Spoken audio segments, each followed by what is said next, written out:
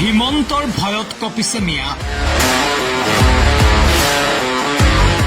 হিমন্তৰ ধমক কোনোবাই যদি ভাবিছে যে এটা বা দুটা উচ্ছেদত আমি থমকি ৰম কাৰোবাৰ ৰঙা চকুক আমি ভয় কৰিম আৰু কাৰোবাৰ ওচৰত আমি শিৰ নত কৰি অসম আন্দোলনৰ 900 গৰাকী শ্বহীদৰ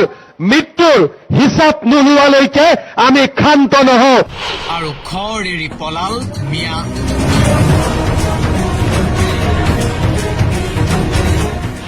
ঘৰ দুৱাৰ এৰি এতিয়া উজনি অসম এৰিলে মিয়াই হিমন্তৰ ভয়ত এতিয়া কঁপিছে মিয়া হিমন্তৰ সকিয়নিৰ পাছতেই ঘৰ দুৱাৰ এৰি তালি টোপোলা বান্ধি এতিয়া উজনি অসম এৰিছে মিয়াই নামনিৰ উচ্ছেদ চলোৱাৰ পাছত এইবাৰ মুখ্যমন্ত্ৰীৰ চকু উজনিৰ মাৰ্ঘেৰিটা